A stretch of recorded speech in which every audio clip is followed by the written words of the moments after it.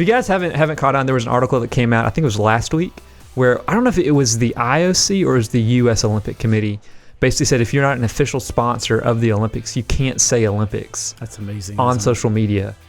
That's amazing. Which is like, how can you regulate that at all? So anyway, so it might be a little bit not official, the Olympics pieces.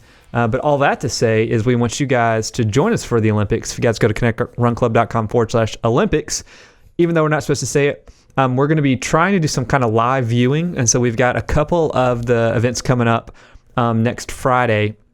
And I believe next Sunday are the big ones. The women's marathon is Sunday morning, and the 100-meter men's final is Sunday night, as well as some big ones. So we're going to try to jump on Old School Blab, which we used to do, and just hang out. And I'm going to try to bootleg a live stream of it, and we might see our faces on there, chatting about the Olympics from our homes. That sounds good. So that's what we're going to be doing. Before we get into it, though, Trey, do you want to talk about just the Olympics in general and ways to view it? Absolutely. So, there's different ways to view it, but one of the things that I always like to do is I love to be able to learn and watch some of these amazing athletes. And so just for your standpoint as a runner, I think there's some points of observation that you should take while watching the Olympics. And so I think this is any event. I think from swimming to track and field to any events, I've got four things. So this is really simple, but the first thing that I would say that as you're watching is that, number one, I would observe the athletes and listen to them talk before and after their race, whether it's a heat, whether it's a final, but all of them have a plan. And so that would be the thing I would encourage you with as you are entering a training season, as you're entering a race, whatever it is what's your plan? Not every race is your A race. Not every, so you're not going to try and hit a PR every race. And so knowing what your plan is. And so I think it'd be interesting to you to listen to the athletes talk and let them talk about their plans, because they typically tell you, hey, this was my plan. And then secondly is execute the plan. Now I'm just as guilty as anybody. I have made a plan for a race, and then about halfway into the race, I apparently forgot that I made a plan for the race. So secondly is execute on the race. So I'll just give you, for instance, maybe you're running a race this fall and it's not your A race. Well, what I would tell you to do is you need to select ahead of time what your pace is going to be, what's your finishing time. That's what your goal needs to be. So execute it. Don't let ego get in the way. And they do the same thing. And I've even watched them at the trials. Not everyone at the trials was trying to hit their best time. Right. They executed on the plan that they were doing. And in fact, some of the athletes were like, hey, I'm not even going to run in the Olympics in this event. I'm using this as training is what I'm using it for. So if you'll watch them, they will do everything they can to execute the plan. Some people, like in swimming, you'll notice some people will lag behind and they are closers, and that's what they do. And so they execute that plan. Next is expect the unexpected. This obviously we know you're going to get diseases. Yes. What's the big disease in Brazil? What are they freaking out about? The water. Just the water in general? The water where they're going to be doing some outdoor swimming. Oh, they tested positive, for human feces. Gosh. So they said keep your mouth shut. I can't wait for the Olympics. I love the Olympics so much. How messed up is that? Oh, I love all this. And so I saw one athlete that said, I love the United States so much that I'm willing to swim through for you. To do it. That's good. Yeah, so there you go. Would you, all right. Yep. You can win a gold medal. Would you swim through poop to get it? I can't imagine that. Say it's just 100 meters. So it's like you're in you're not Michael Phelps, but you're one of the super fast guys. Here's the problem. So you're in there for 20 seconds. Here's the problem. Everyone's going to know you swim through poop. But you've got a gold medal to show for it. But everyone's going to be like, hey, there's the poop guy. There's the poop medal. You'll always know that's your poop medal. Yeah. I have a hard time convincing myself I would do it. Yeah. I have a hard time. That makes sense. So me and him did this in Disney. We expected the unexpected. We knew it was going to be hot. We didn't plan on that 4 months in advance. So expect the unexpected. And I think lastly is kind of make the decision ahead of time about your pain box. And just know this goes back to your plan, executing on the plan. Look at these athletes, and usually the one who's going to win the gold medal, usually the one who's going to finish first is the one who's willing to go visit that pain box. So whether that's in cycling, whether it's on the track, whether it's the marathon, is you have to make the decision ahead of time. Don't wait until the day of to make that decision. If you do, you're gonna let up. And so I think the same thing go to a race is know that, hey, this race has the potential for really being a problem for me today. And so, but I'm going to make the decision ahead of time that I'm going to visit that pain box, and I'm okay with that. And so I don't think you can make that decision on the fly, because all of us in battle have a tendency to kind of take the easy way. So yes, is my thoughts. I would, I would look at the Olympics kind of through those eyes, and just encourage you to kind of watch some of the amazing athletes. So just some thoughts. Yeah.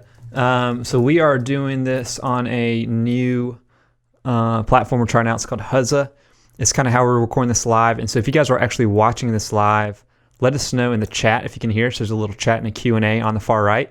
But we've got a couple questions coming in. One's from Catherine and one's from Chris Fitzgerald. So I think we're going to hit those first, and then we've got some from our Facebook group that we're going to pull in as well. Okay. So speaking of our Facebook group. I need to get on the mic. I will say what? Sorry, I wasn't on the mic. Go back on the mic. Sorry. Oh, it's fine. All right. So speaking of our Facebook group, you guys can check it out over at connectrUnclub.com/Facebook. That is the group that we have going, and we've got lots of folks that are inside of it. We have a blast doing it. So we've got, I think this one screenshot had 500, but now we're over 900 folks. Nice. So that's great. It's a lot of fun to do. So you guys can check that out over on Facebook.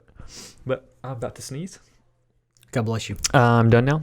All right, so let's get into some questions. Again, you guys can ask questions if you're live with us over on Huzza. If you're on Facebook, you can ask them there as well too. All right, so Catherine asks, I'm running the Chicago Marathon in October. Oh, that's cool. I made it pop up.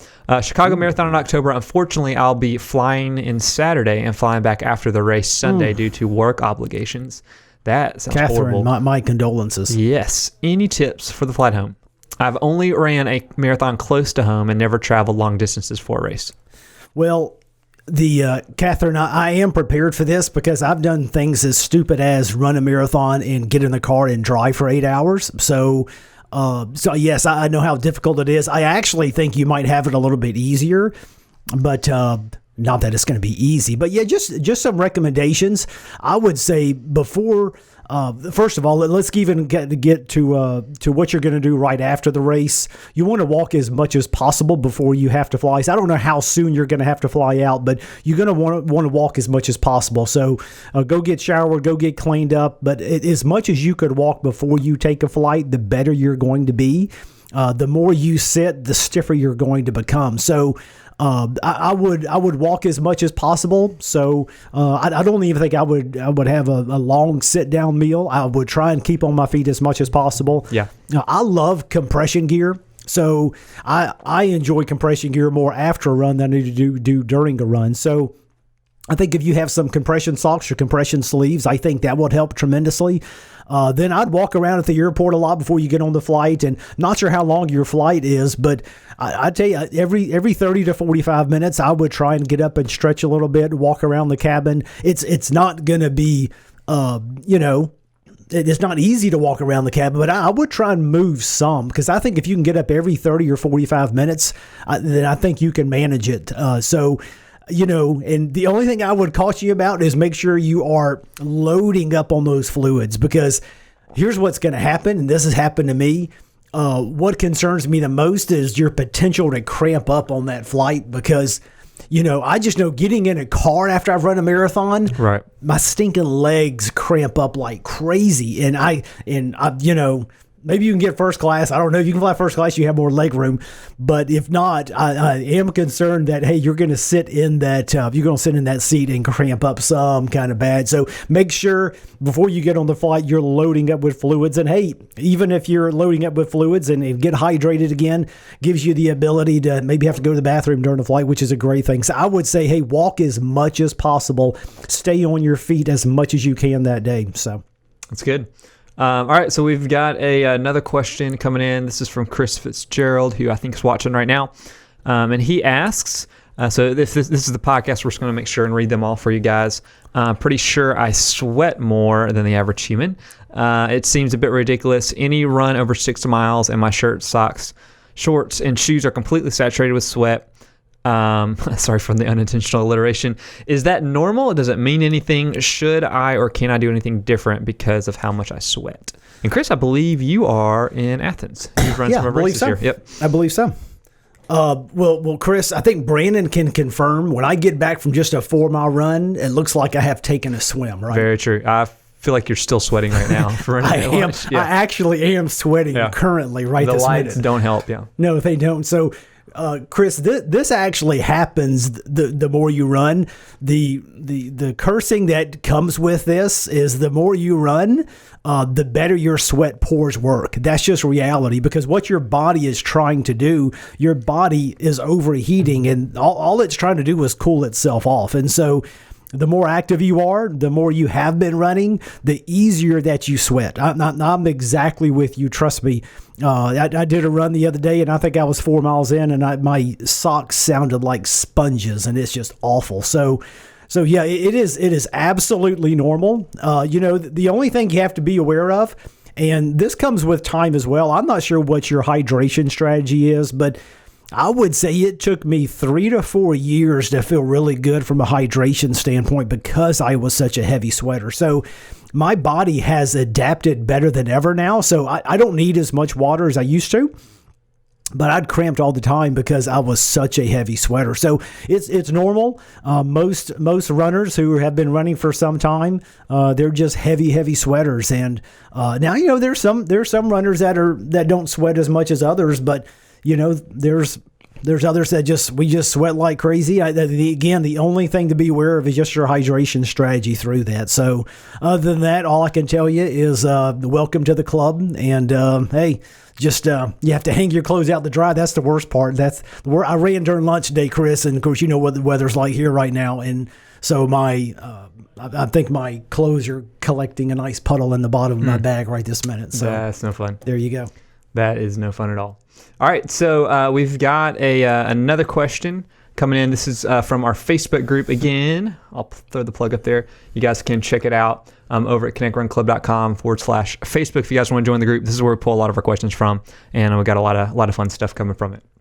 All right, so this question is coming from Bill Bowen. He says, how do I improve my time per mile? I'm training for a half, and my per mile time is slow. Love to get it around a 10-minute mile. Also, fuel before races. Any recommendations? Don't want to barf while running, but want to make sure I have something in me. Do not want to barf while running. I agree with that. My son has that issue, so... Before running or after? Oh, actually during the run. During, okay. During. So yeah, in fact, we stopped at about the 6 mile mark of the Peachtree Road race, and I saw him with his head between his legs. I was like, oh, that's not a great thing. Yeah, that's not good at all. Bill, there's all kinds of ways to do it. Kind of not knowing where your training is and what you've been doing to this point in time. I would say there's a couple of things. Don't underestimate the power of a long, slow distance run. So I'm not sure what you're kind of shooting for as a long distance for the training for the half. So I'd be curious to what that is.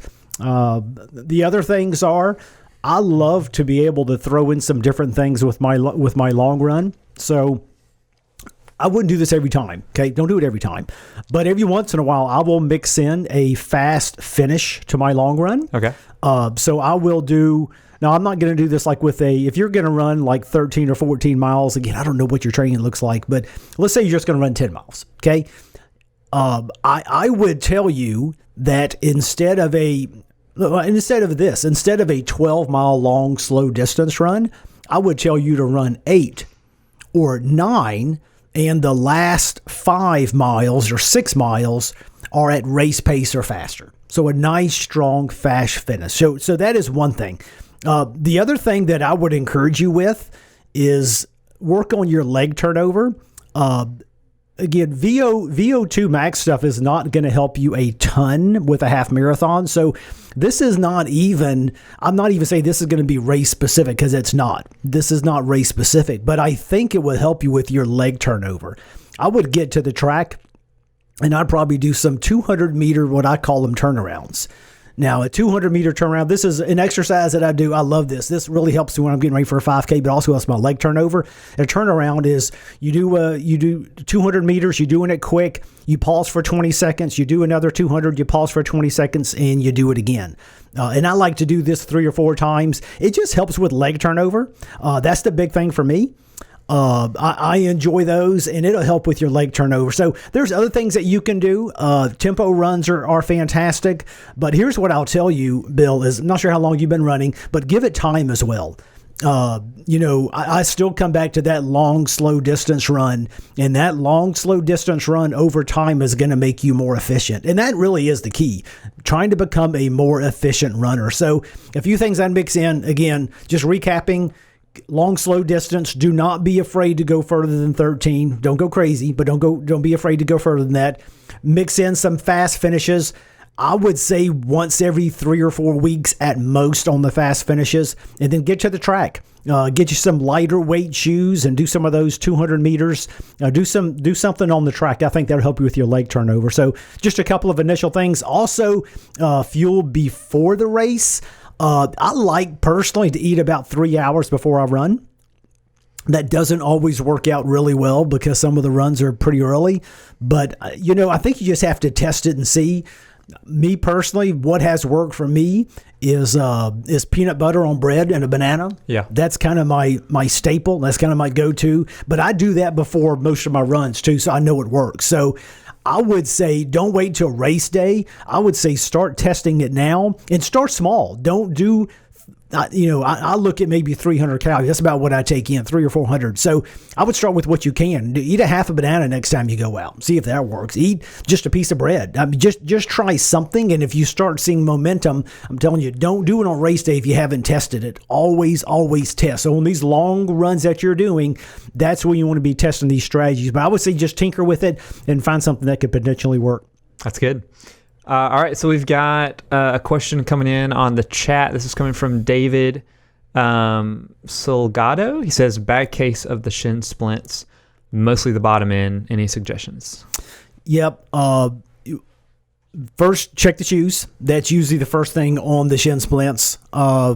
My son started getting this the other day, and he has incredible form. And though I didn't know how long he's had the shoes, and then he told me that he's had the shoes for just over a year. I'm like, well, there's our problem. I know how many, because he has great form. So it's not the form; it was just his shoes. So be sure and check your shoes. Not only the length how many miles you've run in your shoes, or how long you've had them, but also just make sure you're running in the right shoes. I will say most shin splint cases I've heard of, it's a very quick fix, and that's what it is. Now, having said that, if it's not that, could be an increase in mileage. I'd be curious to know, hey, what's your mileage look like recently? Have you increased your mileage any more recently? That would be one thing. Also, some of your paces. Even if you're not increasing your mileage, have you been running some of your runs pretty quick? That could impact it as well. So any variations you have, those are the things I would watch out for. So what are some of the things that have changed recently? Is it shoes? Is it your pace? Is it mileage? Those are things I would watch out for. Now, having said that, some of the best ways to get back, in my opinion, attack it with ice. I'm not saying once a day. I mean 3 or 4 times a day. Just attack it. So, 15 minutes a pop, morning, afternoon, night, at least 3 times a day. Maybe you can do it sometime at work. Attack it though. And when I did this before, I elevated my legs. I was wearing compression sleeves a lot. I've had shin splints. Wearing compression sleeves, icing them, and then I didn't stay away from running. I ran some, but I backed my mileage down. I made sure my shoes were right. So those were just some of the initial things. I would just say, look at what you're doing now compared to what you have been doing, and just make sure you've got a proper pair of shoes. And again, attack it with ice right now. That's a big thing. That's good. Sweet. All right. So ice. Ice is a big one. Ice and elevation. That's rice. Ever heard of that? Rest, ice, compress. Ice, compression, and elevation. Elevate. Mm-hmm. Yep. Sweet. All right. So we had one of the things we do inside of our Facebook group is we do a Q&A on Wednesdays, which is fun. This one didn't get quite as much interaction as we normally do because I would say most people thought it was pretty straightforward. But we said, would you rather win an Olympic bronze medal or silver medal. And this was inspired by a podcast I listened to of a coach who was a psychologist, but he was also a judo coach. And they studied the reactions of people on the podium, gold medal, bronze, on how, and like they could tell like what they were feeling on the podium. So we said the same thing. I'll take the bronze any day. Why would you take the bronze? Because if you get the silver, all you're thinking about is what I potentially missed out on. Yeah. That's my thing. If I get the bronze, I'm like, I feel like a winner because I almost finish in fourth. Yeah. And fourth is like the worst. Yeah. So at least I'm celebrating because I'm on the podium. Yeah. Because if I'm in second, then I'm like, you realize think about some of the touches in swimming, how close those finishes have been. I'm like, can you imagine? So, yeah, I'm with you. I'd the bronze any day. Yeah. I'd definitely take that. Yeah, it was me, Trey, and 2 other people, and then everyone else put the silver. But yeah, mine was the exact same reason because I was trying to think on that podium, I'd be pretty sad that because I could have gotten gold, even though silver's better. So, yeah, you're hearing that anthem or watching that guy celebrate next to you. Like that could have been me. Versus I could have not had a medal at all, so I'm pretty happy. Exactly. So. Sweet. So maybe it's better just to not be a winner. Maybe third is like the second. What is it? Second place is the first loser. Yeah. So third place is the second winner. Yeah. There we go. I like that. Second place is still the first loser. So, all right. So we've got some other questions coming in.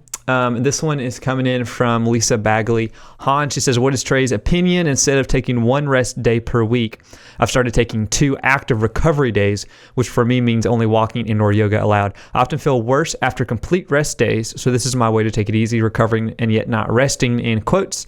This often means that I go several weeks before I take a day with absolutely no exercise at all. So rest strategy, off days. Lisa, that's a great question, and it's probably one of the most conflicted things we deal with as runners. And here's the only thing I will tell you is that think about a taper period. Some runners may look at a taper period and say, "Hey, I feel great during taper." I have never felt good during a taper. I mean, I feel awful. Yeah. As runners, in my opinion, don't mistake how you feel after a rest day for if it's working or not, because the rest day doesn't necessarily make you feel better. In fact, personally, I can't do it anymore just because from a health standpoint, I need the breaks, but I always felt better when I was running 7 days a week. There was a long time I was training 7 days a week. I never missed. And I always felt great because it was a consistent effort. Mm-hmm. And so, but I also knew that I was starting to break down some, so I needed to take rest time. So I completely agree with you. I think I went out Tuesday. So I'll give you an example, Lisa. Monday, I took the day off. Tuesday, I went out and I went to run with some friends. And Tuesday was the slowest run I had all week. Each day since then, I have gotten better. My effort's been better, and I felt better. And that happens to me every time. So don't mistake how you feel after a rest day. The rest day is not necessarily to make you feel better, but here's the thing. Here's what the rest day is going to do. It's going to help you heal. It's going to help you grow. So having said that, I do encourage you to take 1 day. Now, if you want to walk, walking is fine. Walking to me, here's what I would encourage you to do.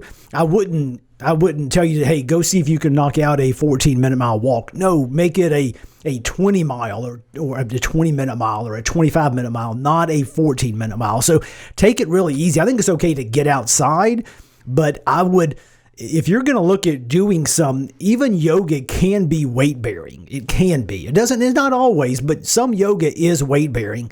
And I would try and do my yoga on a hard day. Do that. You're already spent. Your legs are already worked out. Do your yoga that day. And it's okay to do yoga on one of those recovery days, but I don't think I would do yoga on both of my recovery days. I do think a nice leisurely walk. I usually take 1 day completely no exercise, but I do walk with my family or my wife or something like that. But it's a leisurely pace. But I do think you should, at least in my personal opinion, I think you need 1 rest day of maybe a leisurely walk. But that is where, just like weightlifting, Lisa, You do the damage one day and it heals the next. And it's the same thing. Your true benefits of running come on the rest days. And so the rest days are going to make you stronger. So don't ignore them. Do that yoga on a hard day, but I would say, hey, try and reserve just one. You don't have to do two, but just one. If you can reserve one day with no exercise, maybe a light walk, I think that'll help. That's good. Sweet. All right, so we've got another question again coming in from Chris, who, if you guys are watching us live, it makes it a lot easier to get your questions answered. So Chris asked, so I'm training for a 50K in the mountains this November. Let us know in the chat which one that is, since you guys are around here. You and Trey might be doing the same thing. Never done anything anywhere near that distance before. Give me the first things that pop into your head for someone new to this distance. Can be about gear, nutrition, training, whatever. Just what's important for me to consider and to prepare. I think first of all, Chris, and I think I understand some of your running background. This was the hardest thing for me when I started dipping into the distance, was understand that a trail run and a road run are completely different things. And I would say the first thing I would encourage you with is do not get discouraged. Don't get discouraged about your pace. Just leave aside your watch, leave aside your pace, and don't even think about the pace, because and I'll give you an example. And he said this is the Sky to Summit in Sky Valley. Sky Valley, yeah. And so have you run that? I have not. Okay. I do know where that's at, and I believe there will be a hill or two, Chris. For those of you that are not in our location, so we're in Athens, Georgia. So where is this located? It's up. It's up close to the North Carolina, Georgia border is where it's at. So it's up in northeast Georgia. East Coast, for those of you guys that may not be listening where we are, Appalachian, hilly, sounds like mountainy. Humid, so I'll give you an example, Chris, and this is not even in the mountains. Most of my training runs, I would say kind of an average easy pace is about 8:30. Me and my son went to a trail, and it's not even a mountainous trail, but it is a hilly trail. That's 8:30 on the road. 8:30 on the road. That's an average easy pace. Yeah. And me and him were 2 minutes slower per mile on that trail. And honestly, it felt like we were working hard. So that's what trail runs do to you, especially hilly ones. So don't get discouraged by your pace, Chris. That'd be the first thing I would say. And especially a race like this that's going to be hilly is, I would say, the beautiful part about even taking off that GPS and ignoring it is it gives you a chance to soak in what's around you. And that's the part that I've done recently at some of my trail runs, and especially following surgery for me. Hey, I've just been enjoying getting outside and enjoying the scenery. So that's been fantastic. The other thing I think is important, Chris, especially for these distances, is this changes from a pace race to a nutrition race. This really is a nutrition race. It is a battle of nutrition. If you think a marathon is a nutrition thing, trust me, a 50K is even more so, because your pace is going to slow down. You're running in the mountains, you're running a longer distance. And so I would say be mindful of your nutrition. No doubt about that. That's where I would start. So certainly think about your nutrition. Have a strategy, whether it's every 30 minutes, every 45 minutes. But I would be prepared and start testing what might work. Other things to think about is just I would make sure test out some of the trail shoes. Try different trail shoes, because grip's going to matter in a race like this, especially going up the hills and down the hills. That was the very first mistake I made in my very first trail race. I was not prepared with the right trail shoes. I thought I had some good trail shoes, but I didn't realize how technical the trails were, and I was sliding all over the place. So you've got to make sure you've got some shoes with some really, really good grip too. Who did we have on the podcast that was big into trails? He's up in North Carolina. I don't remember his name. Because he lives up in the Asheville area. Yes, he's got really great resources that I'm trying to remember. Anyway, I'll look for that. We'll dive into our next topic. But we're going to send you some links over to you, Chris. He's got some really good like beginner guides as well. Mm-hmm. So I'm going to look him up really quick while you're talking, so people don't miss it here. Listening to me. So, all right. So we've got another question. Is it Doug something? It's Doug. Yeah, Doug. Doug, we'll find it. All right. So we've got it's not really a question. This is more of a rant. Here you go, Gregory. And so you asked for this, Gregory. yes. So All right. So this was an article that came up. There's the article right there. The 8-minute mile standard, and I'll drop a link. It's from breakingmuscle.com, which, if you read into it, this is coming from the CrossFit perspective-ish. So more the weightlifting, that kind of stuff. So breakingmuscle.com, we'll drop I'll pin a link on this thing. Or if you guys are listening to on the podcast, there'll be a link in the show notes on the website.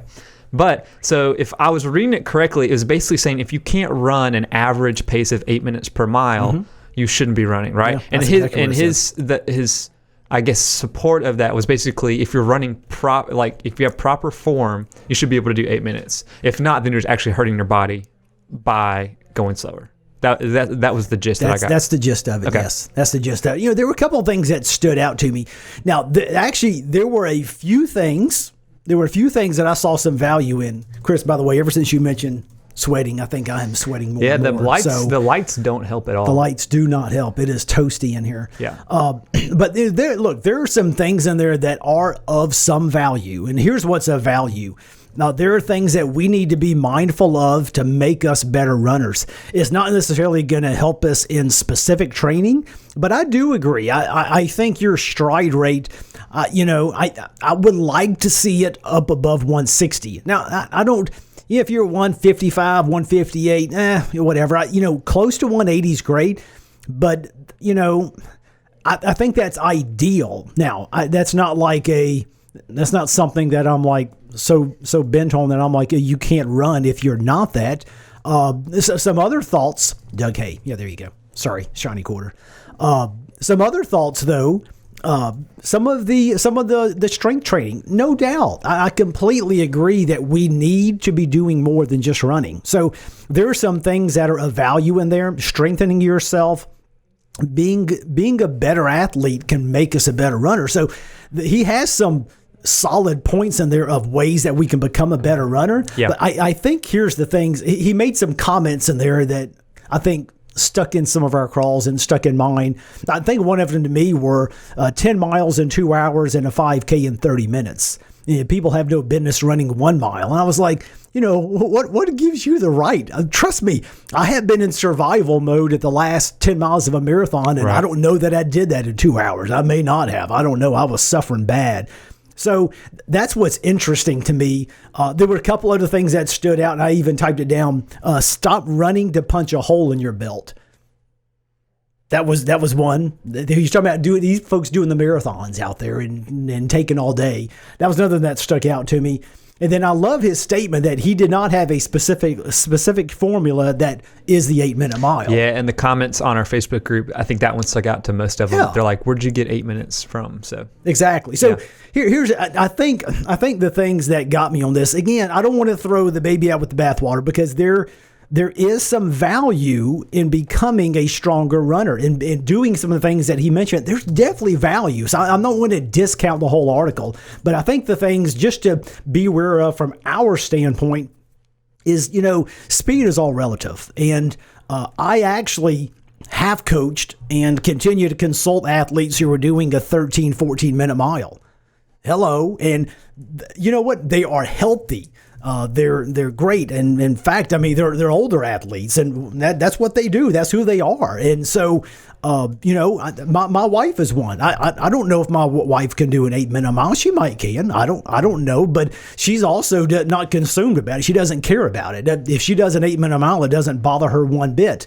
So I think the speed is all relative, and I think the fact that he didn't have a formula for the speed is what stood out to me. Is that okay? Well, what is it? Is it, if it's not an 8-minute mile, is it a 8:30? Is it a 9? Is it 10? Yeah. I mean, how do you dictate what that is? And I think the other thing is his idea on what a good stride is. I'm going to tell you, as a running coach, and people might be surprised by this, but the one thing that I do very little of, and that is stride evaluation, because all I've got to, and I think her name is Rita Jeptu. If you know who Rita Jeptu is, you ought to look up YouTube. She has one of the worst strides I have ever seen.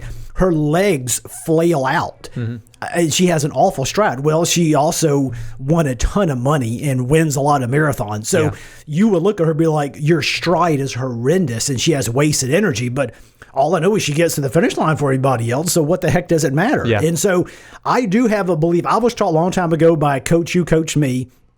And she was like, hey, I'm going to tell you, you can spend some time helping people with their stride. She's like, is there value there? There is some value there because I want you to become more efficient.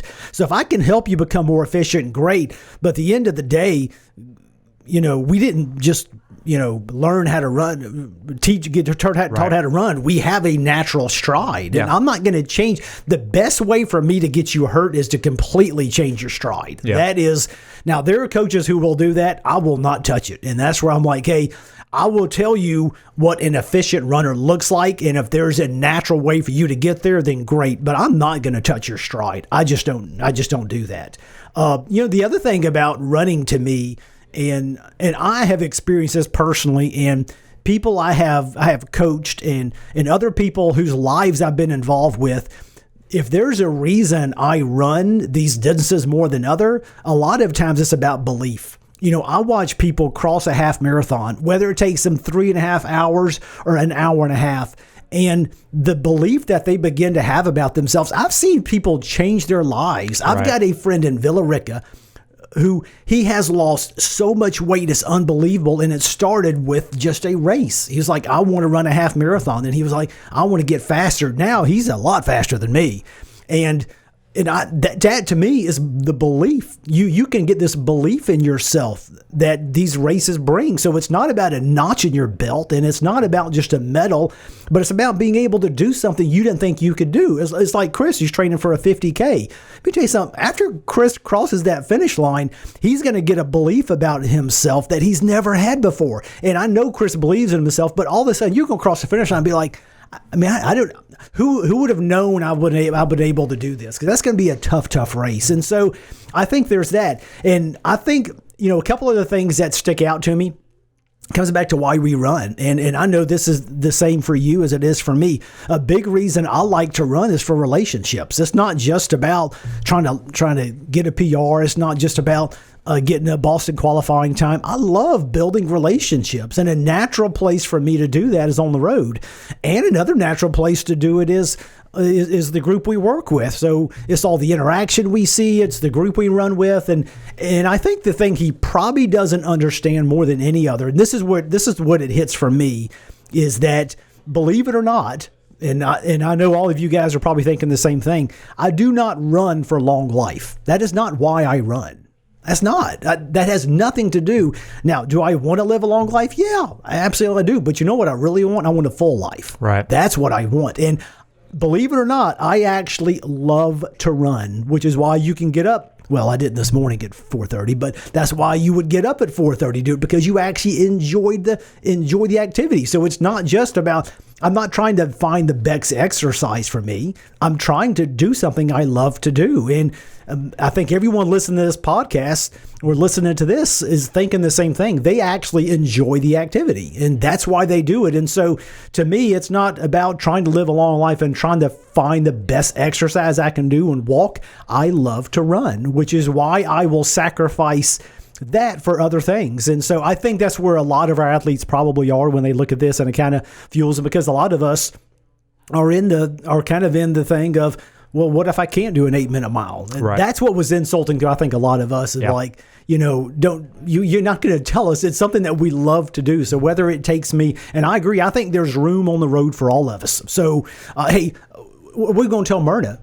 We're going to tell Myrna, who I just ran a race with back in June, we're going to tell her that she can't run because she can't do an 8-minute mile. Right. Are you kidding me? Yeah. She inspires so many people, and she inspires, I just saw countless people that she was inspiring out there, and look what she does for herself personally. Those things are things you can't trade in, and so those are things I think that are probably not looked at much. But anyway, those are my 2 cents. You have any thoughts about it? Yeah, well, my only thought is, all right, so I know especially it almost seems like there's the traditional running world kind of versus the CrossFit, strength training world. Sometimes they're at odds. And so we actually had Brian McKenzie, who's with CrossFit Endurance, who's on the podcast like over a year ago now. And so he gives a really interesting perspective because he definitely comes out of the CrossFit mold, but he gets into a lot of the technique piece, but he's got like actually stuff to back it up. So he's just talking about when you're running, making sure you're running with like proper form. And he gets into the guy out of Russia, I forgot his name. Kind of hit some of his like techniques on just running proper, so you don't hurt yourself too. And there's one right after that, Kelly Starrett, big CrossFit guy, but he talks a ton about staying like limber and stretching and mobility, and that one's really good too. So that's really nice. I didn't want to throw everything out because there are some good ideas in there on how we can stay healthy. Because of all the things, I know is that we all. If we're not healthy, we're not running, and so there are ways that we can help stay healthy. Yes, and that's why I've even I have kind of pulled back on my mileage in the dumber days I'm running. And if you follow me on Strava, all of a sudden you'll see I'm doing more spin bike and biking than I've ever done. And why? Because I'm feeling better and I'm feeling healthier. So it doesn't help me running, but it helps me become a better athlete, and becoming a better athlete will help me running. So that's good. Speaking of Strava. I don't have a URL. I do have a URL. If you guys go to connectrunclub.com/Strava, that is our Strava group. You can find it on Facebook as well. But we have we've got 560 people inside of it right now, 559. And you guys can keep up with folks that are running all over the world. I've seen people from Australia. I've seen people over in China. There's a weekly leaderboard, which is kind of funny. It's the top 100. Let's see. The number one person right now has already run 83 miles this week for 4 runs. Wow. So it's pretty impressive. Man, but you can connect with a lot of fun people. So check that out, connectrunclub.com/Strava. And that's the last link that I'm going to mention. I need to mention less links, I think. I think there's too many calls to action in these. So, all right, guys. Well, I believe that is it for this week for all the questions that we've got. Here we go. Once again, we do want you guys, because this is going to be the last one before the Olympics start, to join us, to head over to the website and check that out. We're going to hit you guys, if you guys are on our Connect Run Club Facebook group or you're on the email list, we'll send a reminder out. But come hang out, chat about the Olympics. And what we'll probably do is we'll probably do a few kind of review and preview shows during the Olympics are going. Okay. I don't know if it's going to go out on the Facebook feed, but we'll put them out there for you guys, especially on Facebook. What are you most looking forward to? It's always the 100 meters. 100 meters for you? And for track and field, 100, because it's just the 100 meters. Now that I've been in the marathon world more, it'll be fun to watch Meb, because now you get to know more of the storylines, been around it so much. But I think it's just going to be a lot of fun. And then since I grew up swimming, I love the swimming. I'll watch Michael Phelps, because this is his last one, he said that last time too. But I saw something the other day in Sports Illustrated. Michael Phelps, I think, is 31. Usain Bolt's 30. And they have like tons of gold medals, and I'm like, I'm 30 and I have 0. So it makes me feel good about myself. And like LeBron is 32 or 33. So there you go. So anyway, so check us out, Olympics, and then next week we'll be back with another episode. Once again, our podcasts come out on Tuesdays, or Mondays are our Q&A when it hits the feed, and Thursdays are interview-based shows. So lots of fun stuff coming up in the fall, and some really fun things happening later this fall that we're excited to tell you guys about. It's happening, Connect Run Club. Yep, lots of good questions today too. So, and get your questions in on Facebook. All right, guys, we will chat with you next Thursday if you guys want to do it live, Thursday at 3 p.m. Until then, have fun running in the heat and run connected.